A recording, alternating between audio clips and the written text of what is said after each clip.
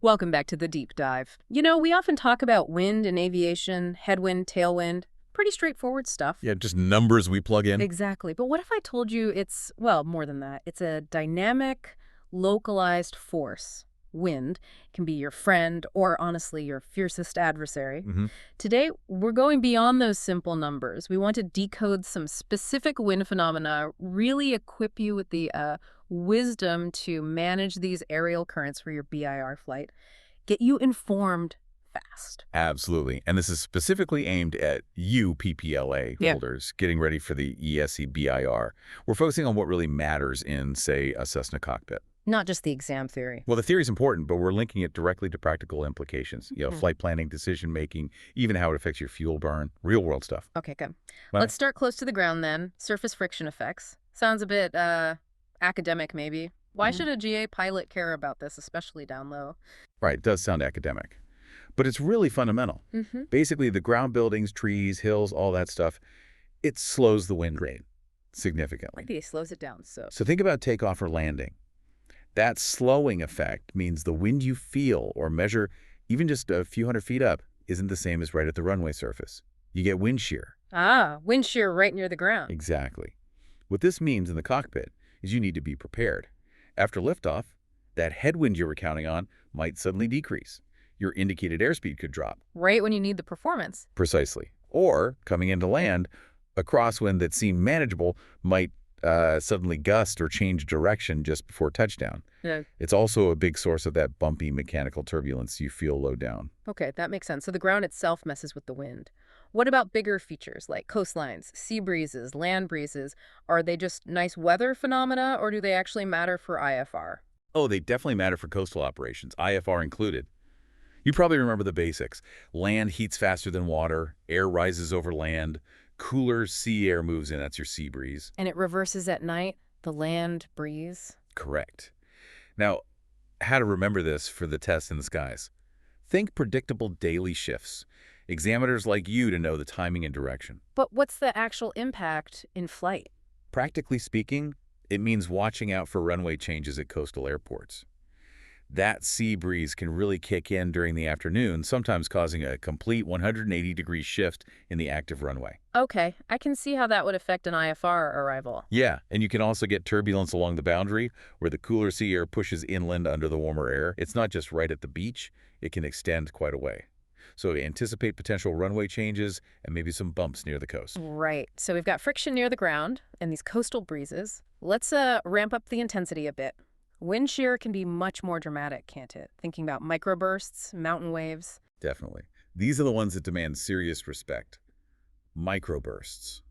Well, they're killers. How so? What are they exactly? They're intense, very localized downdrafts, usually coming out of thunderstorms, though not always.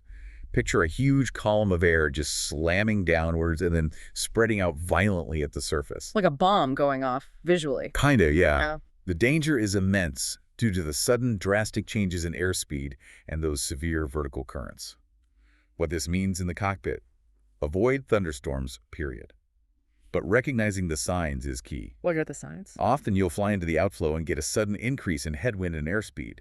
It's deceptive. Ah, you might think you're doing well, maybe even reduce power. Exactly. And then boom, you hit the core downdraft and the wind shifts to a strong tailwind. Airspeed plummets and you're in a powerful downward current.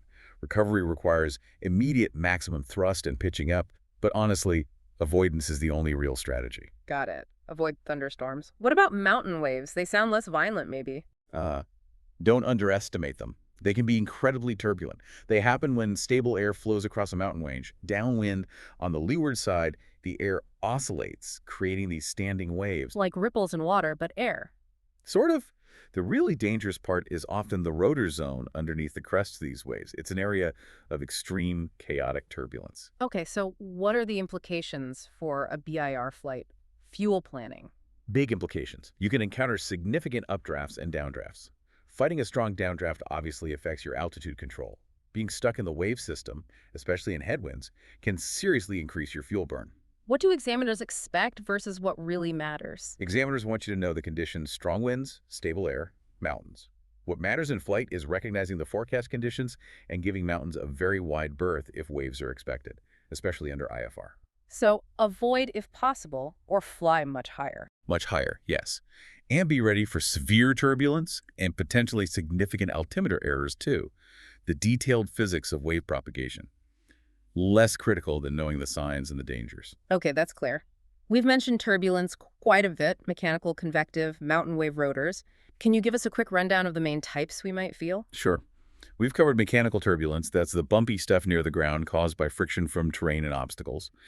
Then there's thermal turbulence, caused by uneven surface heating, like rising air over warm ground on a sunny day. Usually feels like jolts. Right. Clear air turbulence, or CAT, is the one that can surprise you at higher altitudes and clear skies, often linked to jet streams or shear layers. And convective turbulence is the big one associated with thunderstorms and strong updrafts, downdrafts. Microbursts are an extreme example. So for a Cessna pilot on a BIR flight, it's about anticipating these. Exactly. Look at the weather forecast. Consider the terrain. Look outside. Is it windy near hills? Sunny over varied ground? Are there thunderstorms forecast? Anticipating the type and intensity helps you manage the flight, maybe slow down, secure items, and just be mentally prepared. It's key for a smooth, safe IFR trip. It really brings it all together. This deep dive underscores that understanding these dynamic wind phenomena, it's crucial. It goes way beyond just knowing the headwind component. It's about developing real wind wisdom. Well said. And maybe a final thought for you listening. Try to think beyond just the numbers on your airspeed indicator. Try and, feel the air. Knowing these phenomena helps you anticipate what the air might do next rather than just reacting when it does something unexpected. Becoming a master of the aerial currents, not just a passenger. Precisely. So think about it. What questions do these insights raise for your next flight plan? How will you look at the wind differently?